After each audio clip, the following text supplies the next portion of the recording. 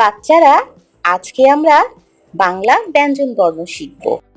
বাংলা ব্যঞ্জন বর্ণ মোট ৩৯টি। চলো এবার শুরু করি। ক, খ, গ,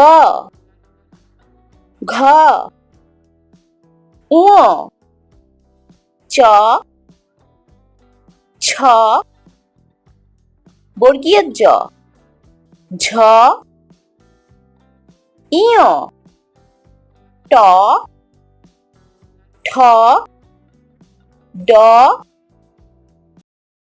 ঢ, মূর্ধন্য ত, থ, দ, ধ, দন্তান্ন প, খ, ব, ভ, ম, অন্তস্থ জ, র, ল, তালব্য শ, মূর্ধন্য ষ, দন্তস্ব, হ,